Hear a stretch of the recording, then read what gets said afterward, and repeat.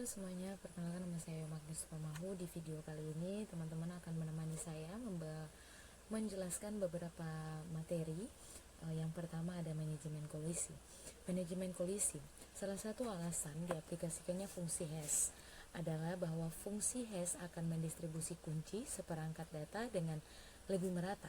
Beberapa fungsi hash sudah dibahas pada bab sebelumnya, dan salah satu diantaranya mendistribusi data secara merata ke dalam berkas kalau tujuan tersebut tidak tercapai. Salah satu strategi yang bisa diambil adalah mengkombinasi beberapa fungsi sederhana dalam satu aplikasi. Fungsi hash yang menghasilkan banyak kolisi atau sinonim dikatakan sebagai memiliki cluster primer.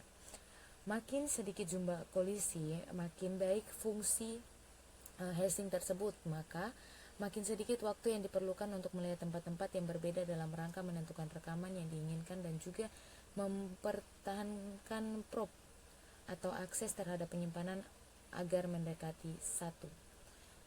Oke, beberapa cara yang dapat ditempuh untuk mereduksi kolisi mengganti fungsi hashing atau dengan mereduksi faktor packing. Faktor packing suatu berkas adalah perbandingan rasio antara jumlah rekaman yang disimpan dalam berkas dengan kapasitas berkas, atau dinyatakan sebagai berikut. FP atau faktor packing sama dengan jumlah rekaman yang disimpan per jumlah total lokasi penyimpanan. Jadi data itu dia harus lebih kecil daripada media penyimpanan, teman-teman. Kemudian ada yang namanya di sini resolusi kolusi. Itu mengubah fungsi hashing atau mengurangi faktor packing akan dapat mengurangi jumlah kolusi, tetapi pada umumnya tidak akan mengeliminasi kolusi tersebut. Oleh karena itu diperlukan suatu prosedur untuk menempatkan sinonim ke posisi lain bila kolusi memang benar-benar terjadi. Yang menjadi tujuan utama metode resolusi kolusi adalah menempatkan rekaman sinonim pada suatu lokasi yang membutuhkan prop penambahan dengan minimum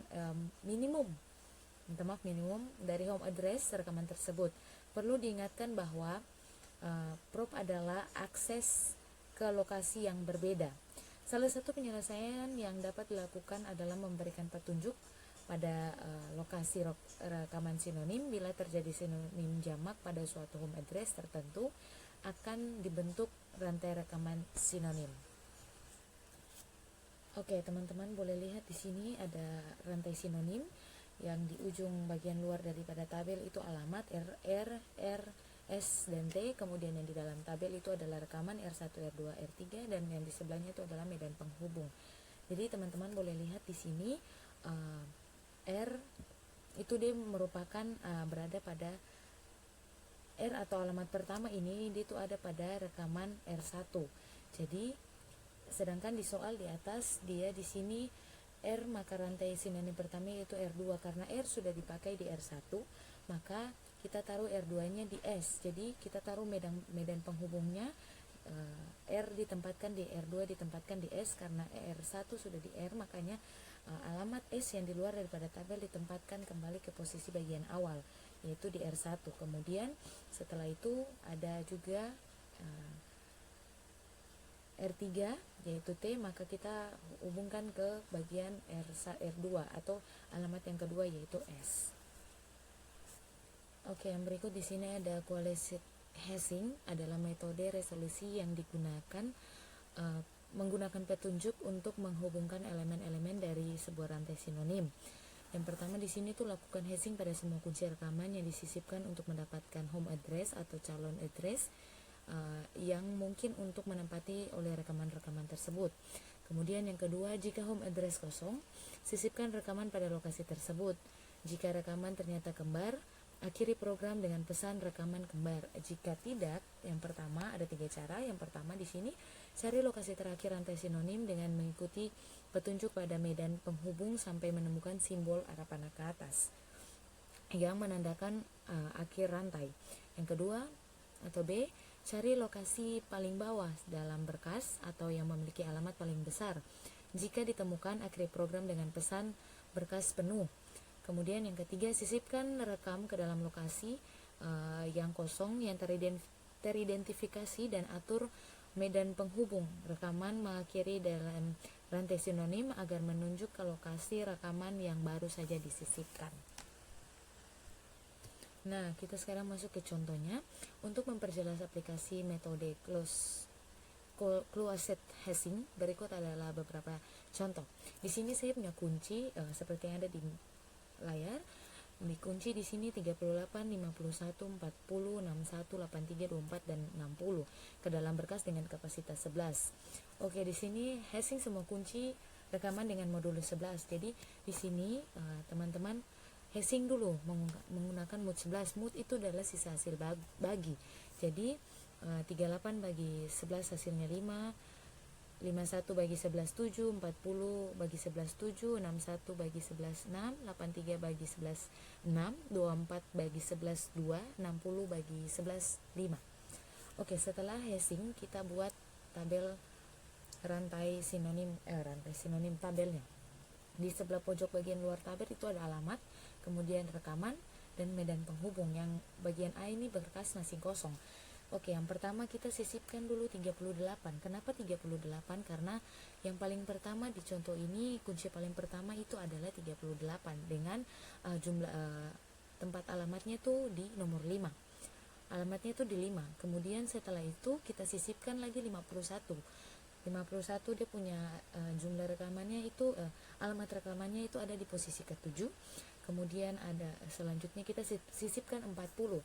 40 itu dia juga berada pada rekaman yang ke-7 atau alamat ke-7. Jadi karena sudah ada satu rekaman yang masuk, jadi dia harus pindah ke urutan paling bawah atau paling besar dari rekaman tersebut. Jadi dia pindah ke angka 10. Jadi kemudian angka 10 itu kita taruh di medan penghubung satu deret dengan alamat yang tadi bagian pertama, yaitu 51. Setelah itu kita masukkan lagi 61. 61 dia berada pada alamat ke-6. Setelah itu kita masukkan 83. Nah, 83 di sini dia juga berada pada alamat ke-6. Karena alamat ke-6 sudah diisi dengan 61 tadi, maka kita cari lagi dengan sama hal, yaitu kita mencari alamat yang paling besar atau kita mencari turunkan dia paling bawah. Karena tadi paling bawah sudah ada 40, maka dia naik satu tingkat di atas 40, yaitu berada di alamat ke-9. Nah, alamat 9 ini kita taruh ke satu deret dengan rekaman 61. Karena itu dia merupakan medan penghubung ke bagian 9. Karena sebenarnya 83 itu juga dia merupakan alamat dari 6. Karena sudah diisi, maka dia pindah ke bawah. Setelah itu ada menyisipkan 24, yaitu dia ada di angka kedua, alamat kedua. Setelah itu ada 60. 60 itu dia berada ke 8. Sebenarnya 60 itu dia ada di 5, ada di bagian 5, cuman karena 5 sudah diisi dari 38, makanya dia pindah 2 tingkat di atas 40 dan 63, jadi dia berada pada alamat ke-8. Nah, di sini teman-teman boleh lihat bahwa setelah kita selesai melakukan perhitungan pada tabel di atas, untuk membaca masing-masing rekaman sebanyak 1 kali diperlukan rata-rata prop sama dengan 1,4. Itu 1,4 itu diperoleh dari prop rata-rata sama dengan jumlah prop dibagi dengan jumlah rekaman. Jadi total prop di sini tuh ada 10 karena yang pertama di 38 itu dia punya kunci dia cuma 1 kali cari. Yang kedua juga 51 cuma 1 kali. Nah, 40 ini kenapa 2? Karena di bagian 51 dia sudah masuk di luar. Jadi dia pakai medan penghubung, makanya 2. Setelah itu 61 propnya 1, 83 propnya 2, karena 61 tadi sudah diposisikan, makanya 83 dia dipindahkan. Jadi dia 2 kali langkah atau 2 cara pencarian. Kemudian itu 24 ada 1 dan 60 itu ada 2. Kemudian kita jumlahkan total prop dari yang pertama 1, 2, 4, 5, 6, 7, 8, 9, 10. Jadi kita jumlahkan semua tuh hasilnya ada 10, maka total propnya itu ada 10 dan jumlah rekamannya 7. Kenapa 7? Karena teman-teman lihat dari kuncinya itu ada sebanyak 7 angka. Jadi 10 bagi 7 hasilnya. Nah, sekarang kita masuk ke bagian list dan age. Berbagai usaha telah dilakukan untuk mengurangi kolisi pada rantai sinonim sehingga mengurangi pembacaan dan akhirnya meningkatkan kinerja. Beberapa varian dari closet hashing dapat diklasifikasikan ke dalam 3 cara. Yang pertama, mengorganisasi berkas, kedua, menghubungkan item yang terkolisi ke dalam rantai, kemudian yang ketiga ada memilih lokasi yang belum ada penghuninya. Kolisi mungkin dapat direduksi dengan memodifikasi organisasi berkas. Cara pertama adalah dengan memisahkan area data bentuk primer dan area data bentuk overflow sehingga memiliki bentuk sebagai berikut. Teman-teman boleh lihat di bawah, gambar di bawah itu merupakan area primer dan overflow. Jadi area primer itu adalah ruang alamat yang cocok dengan fungsi hash. Kemudian overflow bagian bawah itu atau seller adalah area yang hanya berisi rekaman sinonim. Nah, sekarang faktor alamat adalah perbandingan antara area primer dengan total ukuran berkas yang disediakan dalam rumus. Untuk beberapa ukuran yang tetap, jika faktor alamat mengecil maka ukuran selar akan meningkat, yang berarti reduksi kolusi, tetapi karena ada yang lebih banyak membawa konsekuensi yang diperlukan oleh prop. Oke, algoritma yang diimplementasi pada closet hashing sebagaimana dilakukan pada contoh terlebih dahulu disebut sebagai Lead Iteration Standard Closet Hashing atau LISCH. Karena rekaman yang baru disimpan ada key rantai sinonim, kata standar memiliki arti tidak ada selar atau tidak overflow. Kemudian varian dari algoritma tersebut adalah LICH, yaitu Lead Insert Closet Hashing. Jadi teman-teman di sini berbeda ya. Kalau list itu dia mau list yang Lead Insert standar itu dia menggunakan S, sedangkan yang Lead Iteration itu dia tidak menggunakan S. Jadi perbedaannya tuh ada di huruf S, yaitu standar, di mana memiliki arti tidak overflow atau tidak selar. Kemudian di sini saya punya contoh, teman-teman boleh lihat dan semuanya boleh lihat di sini. Contohnya di sini saya punya kunci 38, 51, 40, 61, 83, 24 dan 60 ke dalam berkas dengan kapasitas 11. Maka faktornya 0,67. Langkah yang pertama yang kita lakukan gini, hash semua kunci dengan modulus 7. 7 adalah kapasitas berkas. Minta maaf ya teman-teman, di sini bukan 11 tapi 7. Kapasitas berkas pada area primer maka akan dihasilkan seperti berikut. Yang seperti yang di awal tadi saya sudah bilang bahwa mod atau modulus itu adalah sisa hasil bagi. Jadi teman-teman bagikan kunci dengan 7 tadi, karena 7 itu merupakan kapasitas berkas pada area primer. Jadi 38 bagi 73, 51 bagi 72, 40 bagi 75, 61 bagi 75, 83 bagi 83 bagi 76, 24 bagi 73, 60 bagi 74. Itu hasil hashingnya. Nah, ini ada beberapa cara. Langkah kedua yaitu menyisipkan rekaman. Rekaman dengan 38 langsung ditempatkan di alamat ketiga sesuai dengan home address. Kemudian rekaman 51 ditempatkan pada alamat yang kedua.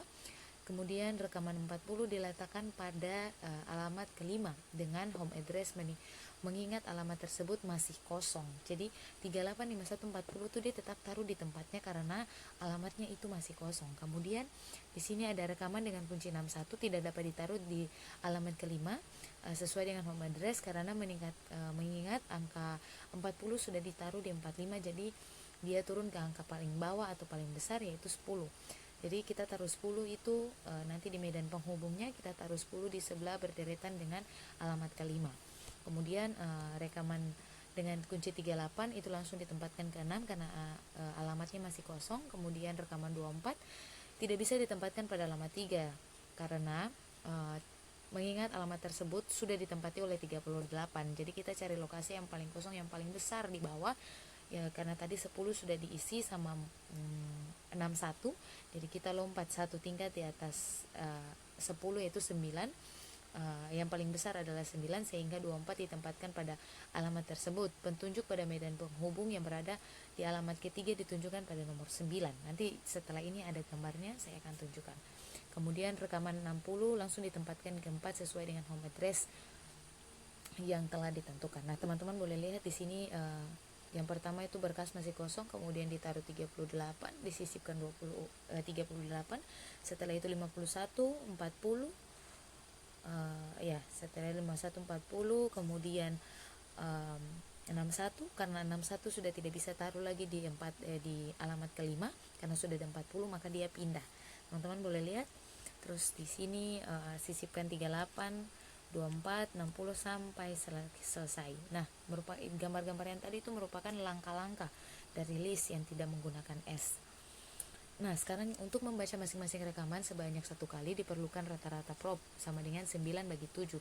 Diperoleh dari, nah seperti langkah-langkah yang pertama, saya bilang di sini teman-teman, 9 itu merupakan jumlah dari prop. Jadi teman-teman lihat di mana sebanyak kita tidak menggunakan penghubung itu bernilai 1, sedangkan kalau dia punya alamat yang 2 atau sama itu dia nanti 2. Jadi sini propnya tuh ada 9, kemudian jumlah dari kuncinya itu ada 7, jadi 9/7. Nah, di sini teknik lain untuk meningkatkan kinerja prop pembacaan kembali adalah dengan melakukan variasi penempatan posisi, di mana teknik tersebut dilakukan untuk mendapatkan rekaman baru atau pada rantai sinonim. Varian tersebut disebut dengan EISCH atau Early Iteration Standard Closed Hashing. Ini menyisipkan rekaman baru pada posisi rantai sinonim tetap sudah direkam dan yang disimpan pada home address. Perlu dicatat bahwa posisi penyisipan tersebut adalah secara logika, tidak harus fisikal. Dapat di sesudah rekaman yang berada di home address, medan penghubung yang berada pada home address diarahkan ke rekaman yang baru saja disimpan. Untuk memperjelas aplikasi metode AIDS, berikut adalah contohnya. Nah, sekarang kita masuk ke contoh, teman-teman. Di sini ada kunci 38, 51, 40, 61, 83, 24, 60, 20 dan 94. Dengan kapasitas berkasnya 11, maka kita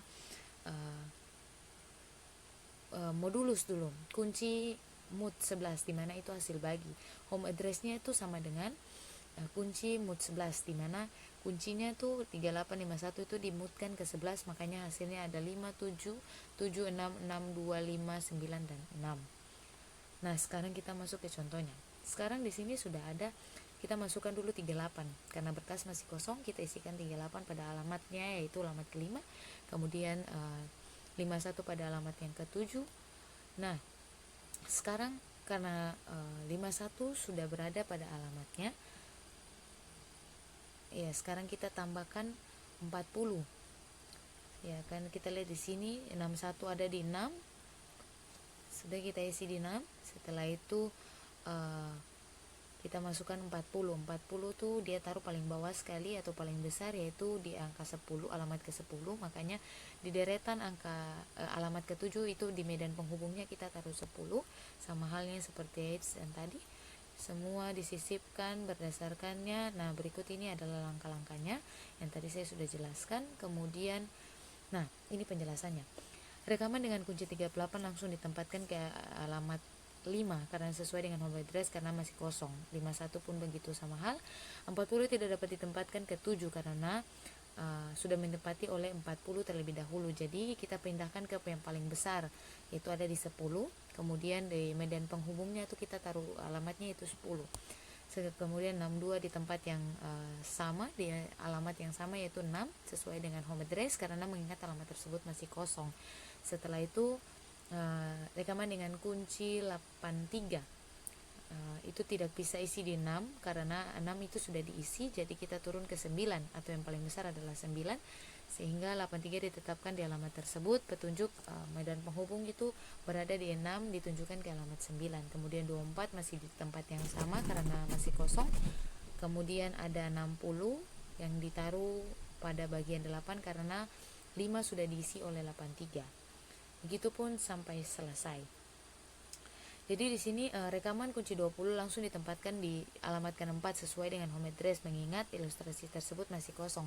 Rekaman home address dengan kunci 94 tidak dapat ditempatkan di alamat 6, yaitu karena sudah ditetapkan oleh ditempati oleh 61. Jadi terlebih dahulu pada AIDS telah terdapat ketahuan bahwa rekaman yang baru datang selalu disisipkan pada rekaman tepat sesudah home address. Home address ditempatkan oleh 61, alamat tersebut sesudah home address adalah alamat 9 ditempati oleh 83. Untuk memenuhi kebutuhan tersebut, maka kunci 94 ditempatkan pada alamat ketiga. Alamat tertinggi yang masih kosong dan memindahkan pointer home address dari 9 ke 3, pointer 3 ke 9. Oke, kita sekarang hitung rata-rata propnya. Sama hal, propnya kita hitung ada 14 sama total dari kuncinya ada 9, jadi nanti hasilnya ya teman-teman cari. Nah, sekarang kita lanjut ke progressive overflow. Progressive overflow itu merupakan salah satu metode yang paling sederhana, yaitu metode ini jika didesain dengan salah bisa menimbulkan infinity loop, di mana alamat alternatif tidak dapat ditemukan karena pencarian hanya bermutar-mutar di tempat yang sama. Kemudian kelemahan ini dapat diatasi dengan cara jarak pencarian diambil satu nilai yang bukan merupakan faktor dari jumlah ruang alamat. Banyak ruang alamat yang diambil suatu bilangan itu yaitu bilangan prima. Misalkan data ada 10 data, maka disediakan ruang alamat sebanyak 11, maju mundur. Nah, kerugian utama dari menggunakan closed hashing itu adalah diperlukannya penyimpanan tambahan untuk medan penghubung. Bila mana penyimpanan tambahan tidak tersedia, maka penghubung yang sifatnya fisik tidak dapat disediakan. Sehingga perlu ditambahkan teknik resolusi kolusi yang dimana menggunakan suatu bentuk konversi untuk membentuk keamanan kemana selanjutnya rekaman tersebut dicari. Salah satu bentuk konversi yang sederhana adalah menggunakan overflow yang progresif atau disebut juga dengan probing secara linear. Sesuai dengan namanya, bila lokasi yang akan ditempati telah terisi, maka dilihat lokasi selanjutnya. Apakah masih belum terisi? Hal tersebut dilakukan terus-menerus sampai diperoleh lokasi yang kosong untuk menempatkan rekaman. Pertanyaan yang muncul adalah apa yang akan terjadi bila hasil pencarian dihadapkan pada alamat tertinggi atau akhir berkas. Pertimbangan berkas memiliki struktur yang meningkatkan dengan lokasi pertama berbeda tepat pada lokasi terakhir.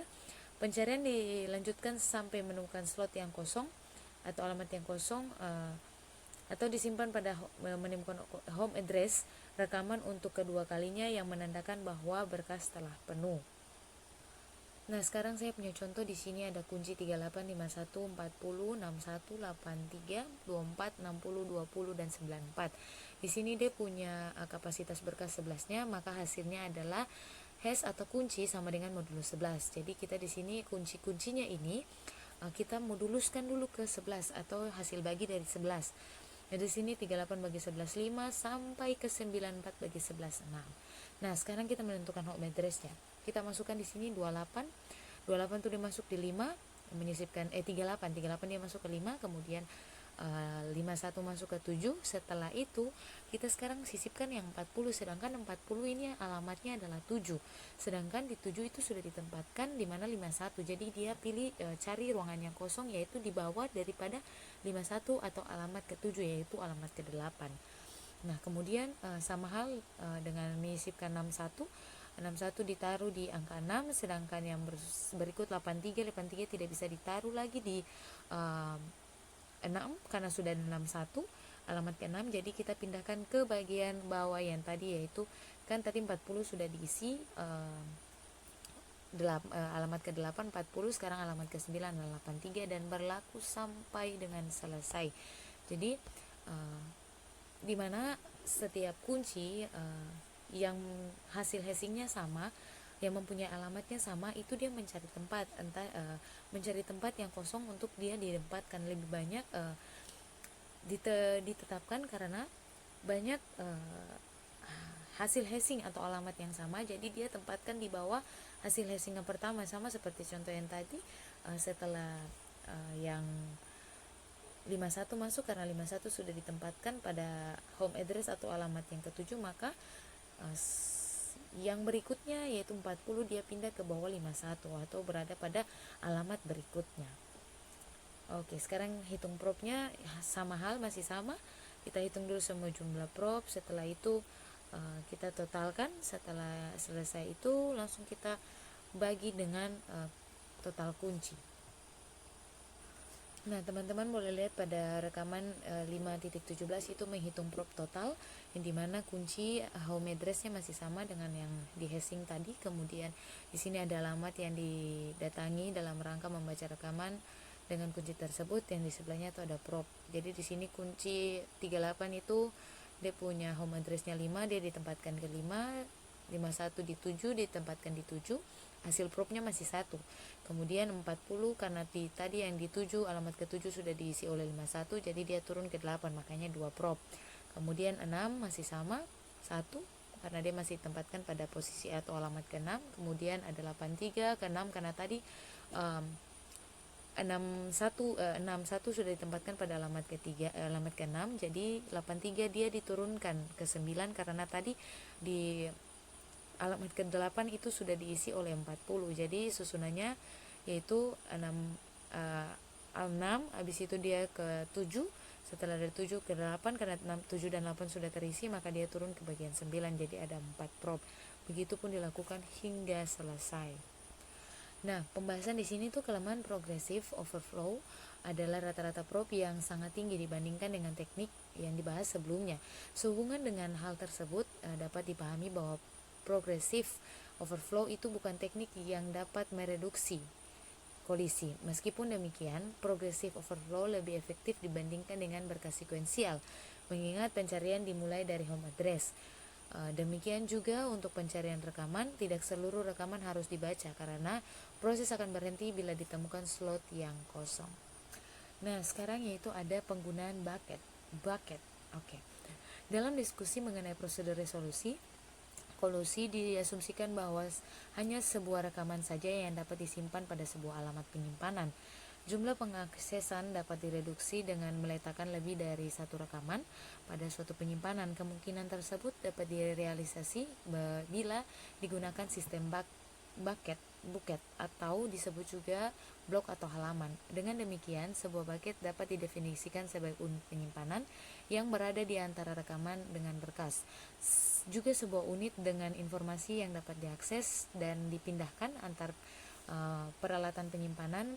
Jumlah rekaman yang dapat diletakkan pada satu bucket disebut sebagai faktor blocking.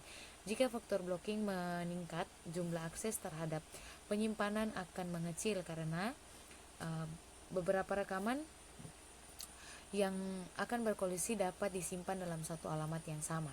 Di sini saya mempunyai contoh, ada 38, 51, 40, 61, 83, 24, 60, 20, 94 dengan kapasitas berkasnya 11 dan faktor blockingnya 2. Jadi maka fungsi hash di sini kita hashing dulu, yaitu kunci mood 11, hasilnya ada di sini, teman-teman boleh lihat. Kemudian sekarang kita buat yang faktor blocking. Jadi di sini faktor blocking itu karena 2, jadi kita pakai kunci 1 dan kunci 2. Di sebelah boleh teman-teman lihat ada alamat kunci 1, kita sisipkan 38 karena di 38 kita yang pertama yaitu kita sisip 38 di 5, kemudian 51 di 7. Nah, sekarang yang double di sini adalah 40. 40 juga dia ditempatkan pada kunci ke-7, alamat ke-7. Jadi dia ditempatkan pada kunci kedua. Teman-teman boleh lihat di sini. Kemudian setelah itu setelah dari 40 habis itu 61, karena 61 sudah ada jadi kita kasih masuk 83 di kunci kedua. Setelah itu masukkan 24 di penyisipan paling alamat kedua. Setelah itu 83 penyisipan 83, habis itu kita selesai dengan hasil penyisipannya, yaitu kita sekarang hitung propnya, di mana propnya di sini kita hitung kuncinya itu masih kita masuk satu kali sampai selesai. Kita jumlahkan, propnya ada 11, kemudian rata-ratanya itu 9, jadi 9 bagi 11. Oke, pembahasan di sini dengan bucket yang berisi 2 rekaman. Hanya direkam kolisi yang ketiga yang menyebabkan perlunya dicari bucket lain yang kosong untuk menempatkan rekaman, karena tidak pernah ada rekaman sinonim ketiga yang dapat disimpan dalam alamat yang sama.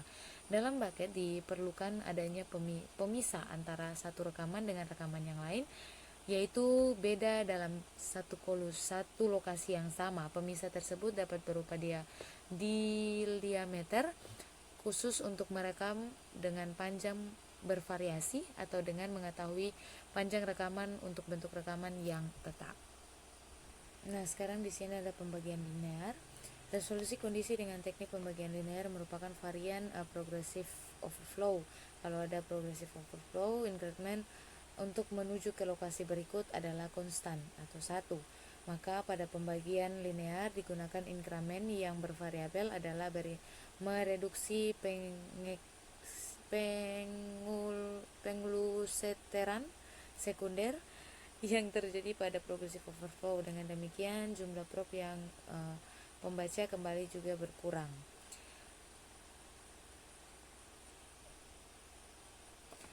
Pengoklusteran sekunder akan terjadi pada skema hashing dengan fungsi increment yang berupa konstanta atau yang hanya bergantung pada home address rekaman. Dari semua prop hashing yang telah dibahas, hanya progressive overflow yang memiliki kemungkinan terjadinya pengusahaan sekunder. Pada pembagian linear, increment merupakan fungsi dari kunci yang disisipkan. Fungsi tersebut juga dapat disebut sebagai fungsi hashing lain karena fungsi tersebut digunakan untuk mengkonversi kunci menjadi sebuah increment. Untuk alasan tersebut, pembagian linear dapat dikelompokkan bagi beberapa metode.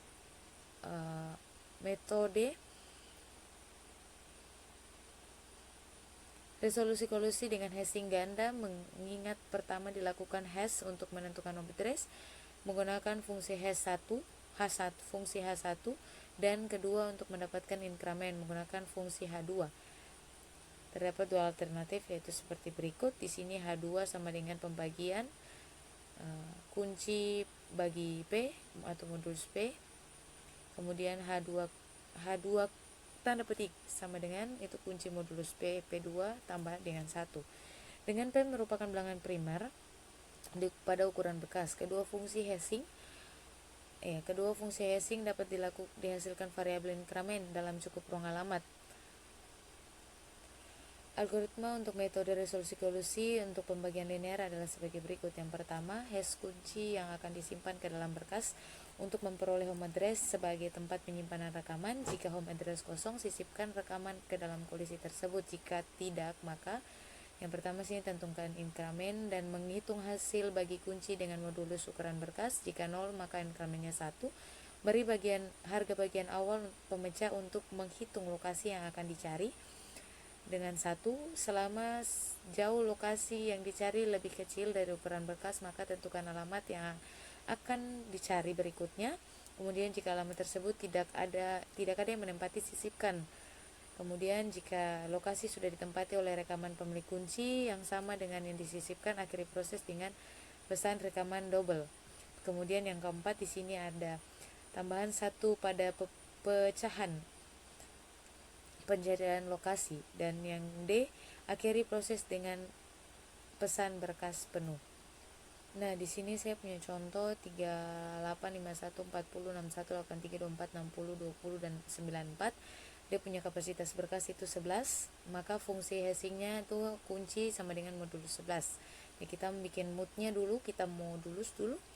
Setelah saya dapat hasilnya, sekarang kita buat quitten atau K bagi 11. Jadi di sini teman-teman boleh lihat H2 yaitu 40 bagi 11 atau mod 11 sama dengan 3 40 bagi 11 mood 11. Jadi 40 bagi 11 3, 3 bagi 3 mood 11 3. Setelah itu H2 83, 83 bagi 11 mood 11 7, 7 mood 11 7. Begitupun dilakukan hingga cara yang terakhir. Kemudian sekarang kita masuk ke penyisipan. 38 dimasukkan ke 5. Setelah itu kita lihat dari halaman fungsi asingnya 5 hingga kita masukkan semua. Dan yang terakhir di sini kita H2-nya sudah dicari, kemudian tentukan prop, terus yang didatangi. Jadi kita lihat di sini ada berapa kali yang didatangi. Oke, terus masuk di pembahasan. Pada contoh di atas, baca kembali 60 hanya memerlukan prop sebanyak 4 kali, yang berarti kurang 2 bila dibandingkan dengan progressive overflow. Secara keseluruhan dibutuhkan rata-rata prop sama dengan 2 untuk membaca rekaman yang disisipkan secara pembagian linear dibanding 3.2 bila digunakan progressive overflow dan 1.4 dengan closed hashing atau list. Inkremen yang sifatnya bervariasi ini memungkinkan dilakukannya pemetaan kulturel sekunder, rekaman-rekaman yang berarti memperbaiki kinerja baik secara hasil maupun tidak. Nah, ini ada beberapa latihan 5 nomor, tapi nanti saya akan memberikan jawabannya saja di slide yang berikut. Terima kasih.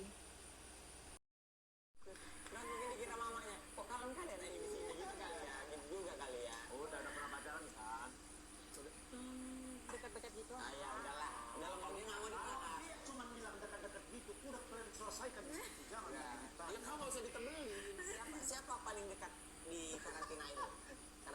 Teman-teman semuanya dekat. Kalau Mesa tuh kemarin cerita dia sendiri sama itu sama Fajar. Catur sama Fajar gara-gara nggak tahunya. Sepupunya sama Vanessa juga katanya dekat, sama Sabrina juga dekat. Cerita. Semuanya dekat memang karena kan sekamar. Terus kalau misalnya ada yang ke eliminasi jadi kamarnya dirombak lagi. Jadi semuanya punya iya. Dekat semua sama Mesa dekat.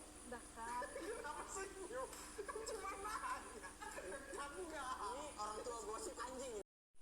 Nah, selanjutnya pada bab berikutnya, bab yang kedua atau bab 6 ini itu adalah yang akan kita bahas, yaitu tentang organisasi berkas sekuensial berindeks.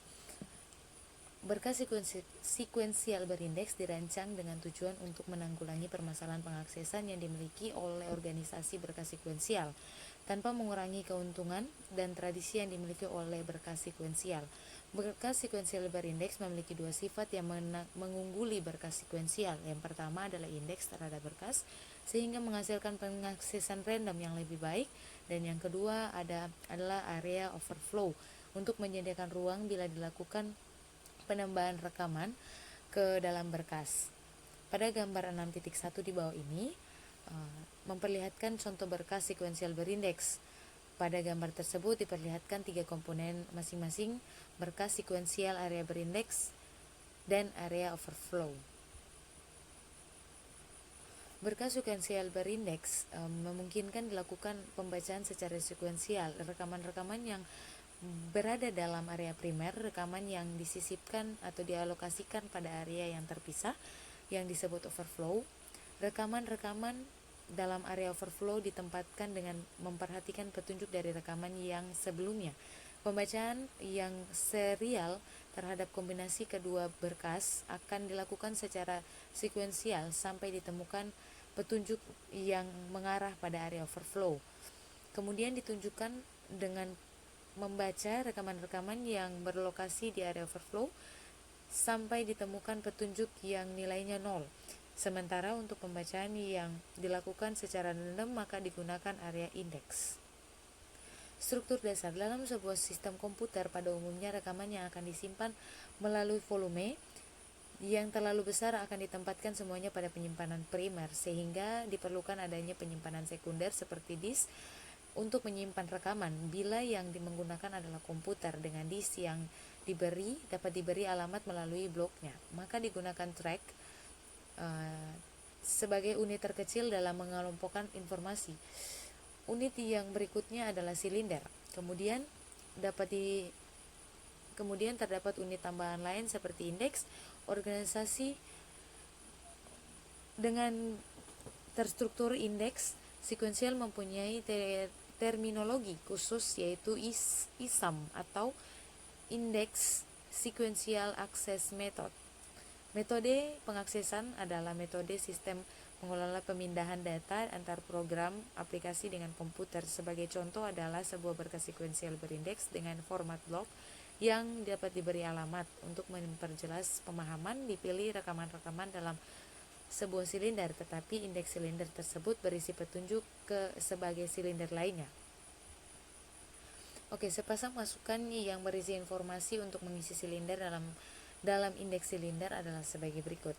Pada kolom sebelah kiri itu terdapat kunci, dan yang sebelah kanan itu ada PNG.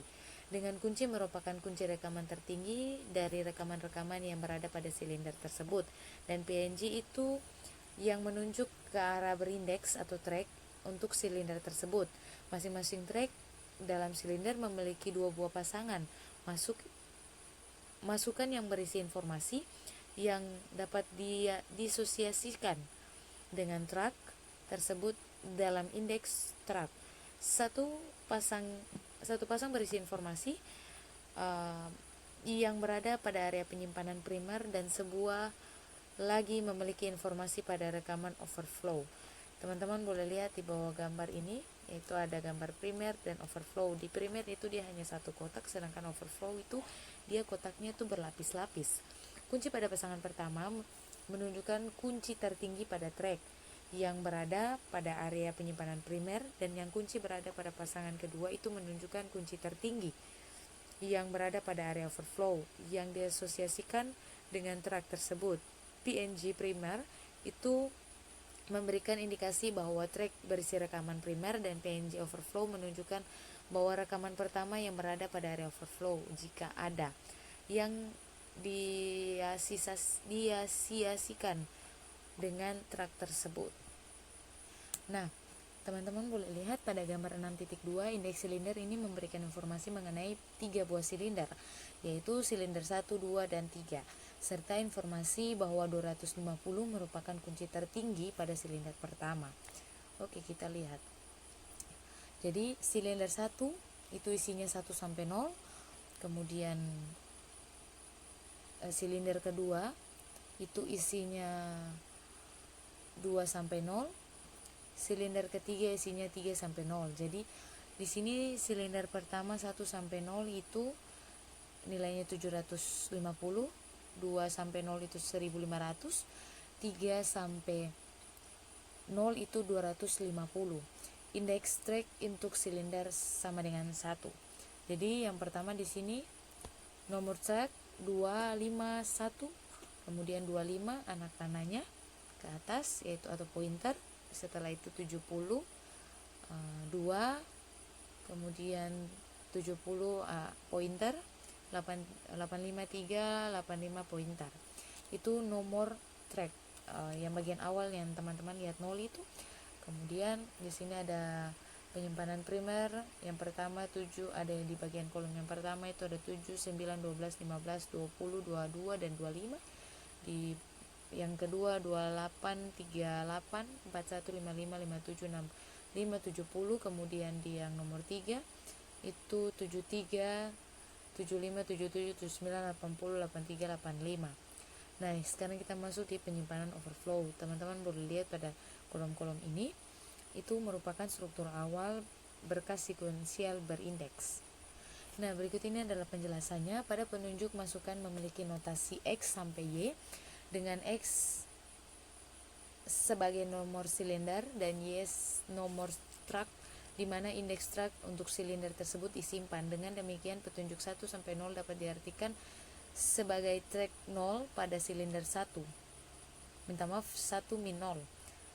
Nilai petunjuk yang berada pada indeks track menunjukkan pada nomor track yang spesifik. Pada nilai petunjuk tersebut, nilai kunci tertinggi pada area primer sama dengan kunci nilai tertinggi pada area overflow, karena sampai saat ini belum dilakukan penyisipan yang dialokasikan pada area overflow dengan simbol pointer atau arah panah ke atas. Pada penunjuk overflow mengindikasi bahwa tidak ada rekaman dalam simbol overflow. Pada saat melakukan penyisipan, urutan harus tetap dipertahankan untuk mempertahankan mekanisme pembacaan. Hal tersebut dialokasikan pada posisi yang secara leksikopragapik mengingat bahwa dimungkinkan untuk memiliki area overflow pada setiap track, maka tidak perlu dilakukan pemindahan rekaman-rekaman dengan jumlah yang melebihi rekaman dalam sebuah track. Pada saat rekaman baru disisipkan pada sebuah track pada area primer, terdapat kemungkinan bahwa rekaman tersebut menyebabkan terlemparnya rekaman yang sudah berada pada area primer ke area overflow. Hal tersebut berarti bahwa rekaman dengan kunci tertinggi yang tercantum dalam indeks track untuk area primer akan berubah, tetapi tidak pada area overflow. Penyisipan rekaman. Menyisipkan rekaman dengan kunci 13 pada berkas di gambar 6.2 tadi. Pertanyaan pertama yang harus dijawab adalah apakah rekaman tersebut sudah ada dalam berkas. Bila tidak, sebaliknya diletakkan di manakah berkas tersebut. Langkah dimulai dari indeks silinder. Rekaman dengan kunci 13 harus berada dalam silinder 1, mengingat rekaman tertinggi dalam silinder 1 adalah 250. 13 lebih kecil daripada 250. Langkah selanjutnya adalah mencermati track index untuk silinder 1. Kunci rekaman yang akan disisipkan dibandingkan dengan kunci tertinggi yang berada pada indeks track 0 silinder 1 karena kunci rekaman yang akan disisipkan lebih kecil dari kunci rekaman tertinggi yang berada pada track 1 silinder 1. Maka rekaman baru tersebut baru diletakkan pada track 1 silinder 1. Untuk menyisipkan rekaman dengan kunci 13 pada posisi yang sesuai, diperlukan pemindahan semua rekaman yang ada sebuah posisi tersebut. Pada contoh ini, maka rekaman baru akan menempati posisi rekaman 15, sementara 15 dipindahkan ke posisi rekaman 20 dan posisi rekaman 20 dipindahkan ke 22, 22 dipindahkan ke 25 dan 25 dipindahkan kemana. Jadi kita lihat cara-cara berikut ini. Teman-teman boleh lihat ini gambar-gambarnya dan contoh-contohnya. Setelah itu ini penyimpanan primernya. Habis itu ada penyimpanan overflow, di mana overflow itu dia punya kotaknya tuh lebih dari satu. Ini adalah proses penyimpanan 13.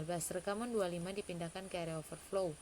Daftar ruangan yang masih kosong akan menunjuk pada track 9 pada rekaman nomor 1. Rekaman 25 dipindahkan ke posisi tersebut pada penunjuk memberi simbol pointer atau anak panah ke atas dengan pemindahan tersebut, maka kunci tertinggi pada track adalah 22, sehingga rekaman tertinggi pada indeks track pada pasangan pertama harus diubah menjadi dari 25 ke 22. Dengan petunjuk pada masukan indeks track pasangan kedua harus mengarah pada track 9 rekaman nomor 1 atau 9 sampai 1 atau 9-1. Teman-teman boleh lihat ini strukturnya. Cara penyisipan. Di sini ada silinder 250 1 sampai 0, 750 2 sampai 0 dan 1500 3 sampai 0. Berikut itu adalah indeks track atau untuk silinder 1. Boleh lihat 22 dipasangkan dengan 1. Kemudian 25 9 sampai 1 72 hingga seterusnya. Sekarang kita masuk ke pembahasan. Untuk membaca beberapa indeks secara sekuensial dilakukan dengan mengikuti arahan yang diperoleh dari indeks untuk menentukan lokasi dari satu track ke track lainnya yang berada pada primer dengan juga area overflow. Pembacaan tidak dapat dilakukan pada rekaman pertama dari berkas dan proses sesuai dengan keinginan sama seperti pembacaan pada berkas dengan organisasi sekuensial, karena kemungkinan terdapat track yang tiba-tiba disisipkan yang berisi informasi yang berada di area overflow dan informasi lain ada kemungkinan dari berkas lain. Indeks juga dibutuhkan untuk pemindahan dari suatu silinder ke silinder lain, karena silinder bisa saja secara fisik tidak beraturan. Dengan kata lain, indeks melakukan pengaturan terhadap berkas atau pengolahan secara sekuensial. Sangat berbeda dengan berkas dengan organisasi sekuensial. Untuk membaca suatu rekaman secara langsung, proses dilakukan sama seperti akan melakukan penyisipan. Pertama, melakukan pembacaan silinder indeks untuk menentukan kondisi silinder yang benar, tempat rekaman yang akan dibaca tersimpan tersebut. Kalau memang rekaman tersebut ada dalam berkas, masukkan indeks silinder, member, informasi tentang track, indeks yang benar, tempat rekaman berbeda. Indeks track memiliki informasi tentang kunci rekaman tertinggi yang berada pada area primer dan rekaman tertinggi pada area overflow. Penghapusan rekaman. Menghapus rekaman pada berkas sekuensial berindeks dilakukan bergantung apakah rekaman tersebut berada pada area primer ataukah pada area overflow. Untuk rekaman yang berada pada area primer, misalnya penghapusan 15, penghapusan dilakukan secara langsung dan menggantikannya dengan simbol tombus tone. Bila rekaman berada pada area overflow, maka petunjuk harus diatur kembali ke dalam sehingga rekaman sebelum rekam yang dihapus mengarah pada rekaman sesudah rekaman yang dihapus, misalnya menghapus 65. Jadi teman-teman boleh lihat di bawah ini adalah merupakan caranya silinder index, kemudian ada index track, penyimpanan primer, dan ini penyimpanan overflow. Jadi yang kita kosongkan di sini itu ada 65, 9 sampai 2 itu kita kosong. Kemudian yang 9 sampai 3 itu kita kurangi jadi 9 sampai 2. Itu merupakan cara-caranya. Nah, berikut ini ada latihan. Nanti latihan ini saya akan buat di video di slide berikutnya. Pajar terlalu geol-geol, Vanessa terlalu cilik. Gampang katanya. Dari kemarin kami pulang kan 4 besar juga kan Bang. Iya. Jadi bertiga ini pulang ke Medan. Oh iya. Kasurnya pulang sendiri. Iya, iya. Kami potongan kalian di Kuala Namu tau. Sampai jadi berita kan di Kuala Namu itu. Vanessa pulang gitu. Orang-orang pada di berita, Vanessa pulang, Vanessa pulang, Fajar pulang gitu. Orang Kuala Namu apa libur? Jadi mamanya tahu dari situ. Siapa? Vanessa pulang.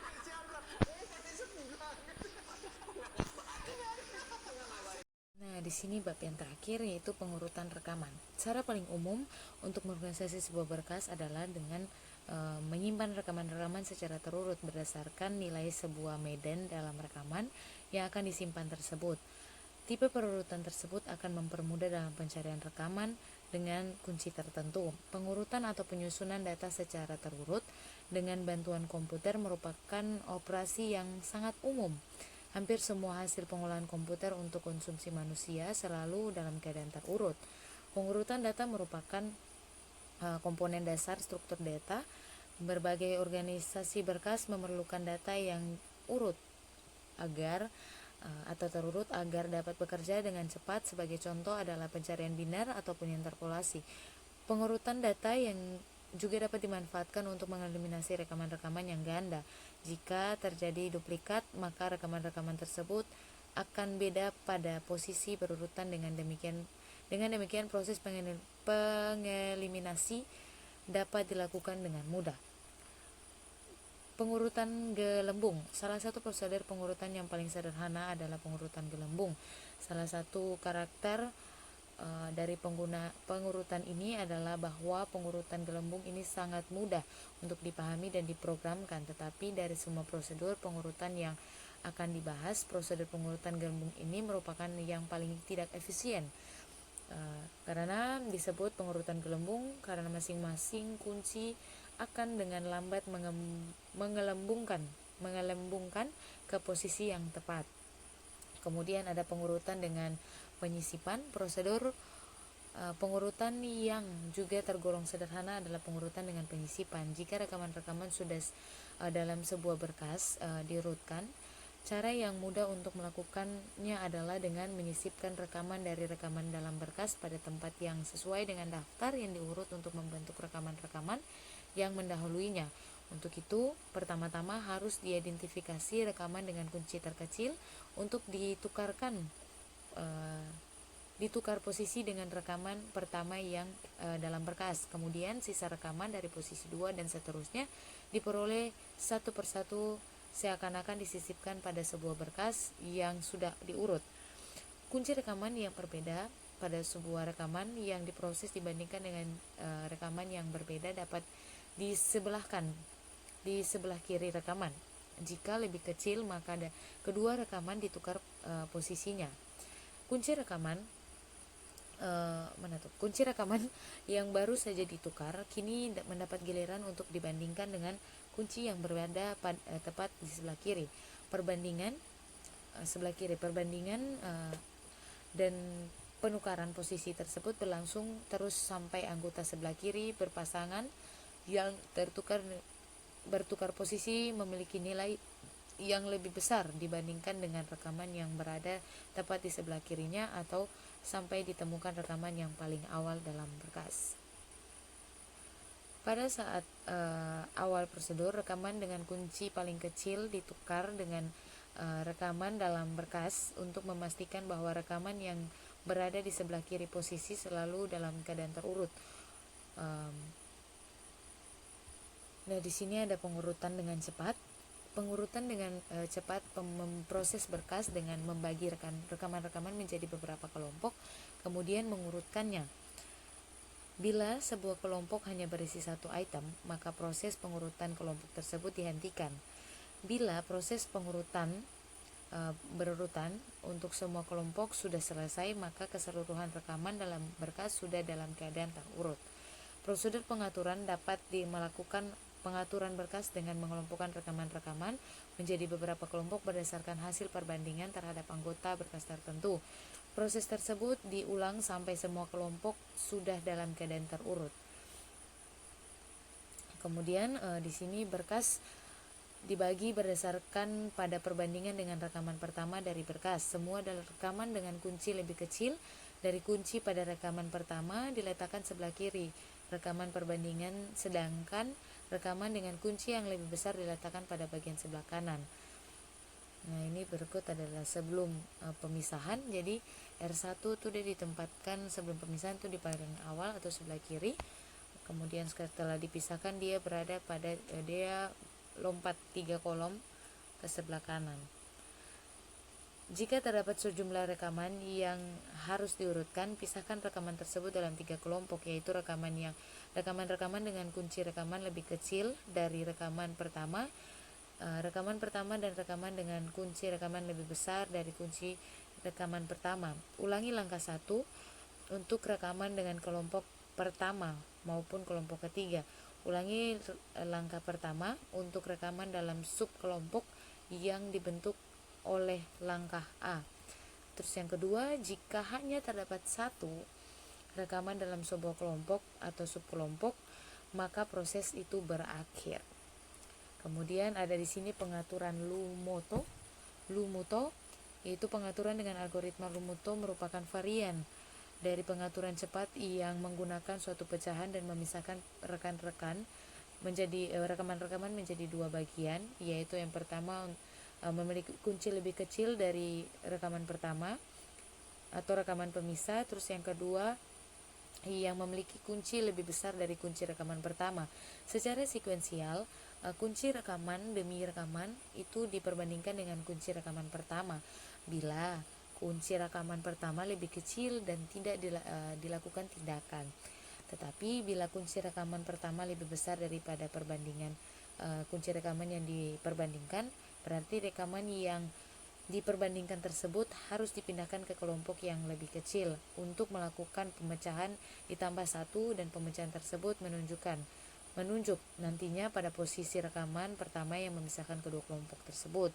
Rekaman-rekaman tersebut yaitu kunci yang dipakai sebagai perbandingan dan rekam yang kuncinya sedang memisahkan rekam dengan kunci lebih kecil atau kunci lebih besar dari kunci pada rekaman pertama dengan menggunakan pecahan. Yang berikut ada pengaturan heap atau deret. Pengaturan heap merupakan algoritma yang menarik karena sangat sederhana tapi anggun. Pengaturan heap berbeda dengan pengaturan dengan penyisipan maupun pengaturan cepat. Nama heap diambil dari struktur data yang mendasari pengurutan tersebut yang terstruktur. Struktur heap yaitu struktur heap. Pengurutan heap memanfaatkan keunggulan sifat-sifat yang dimiliki pohon biner lengkap, yaitu heap biner atau heap merupakan pohon biner lengkap dengan kunci yang disimpan dalam masing-masing titik memiliki nilai lebih besar atau sama dengan nilai kunci dari masing-masing anaknya. Definisi tersebut memberikan indikasi bahwa akar akan berisi rekaman dengan kunci tertinggi. Rekaman-rekaman dalam berkas disimpan dalam array sekuensial sehingga relasi yang berikut berlaku untuk titik yang pertama atau 1. Anak kiri sama dengan 2 kali I, anak kanan sama dengan 2 kali I tambah 1, dan induk itu 1/2. Nah, kemudian di sini ada pengaturan dengan heap atau pohon biner. Itu menyusun pohon biner sebagai aplikasi tahap 1. Pengurutan heap dilakukan dengan menambahkan rekaman demi rekaman dari titik demi titik pada pohon biner sedemikian sehingga syarat sebagai pohon biner lengkap tetap terpenuhi. Oke, jadi di sini yang saya simpulkan tuh heap short itu tuh memiliki kompleksitas waktu atau asimptotik terbaik. Kemudian heap adalah itu bagian dari memori yang terorganisasi untuk dapat melayani alokasi memori secara dinamis. Kemudian heap tree atau ini pohon biner itu adalah CBT di mana nilai orang tua lebih besar daripada anak.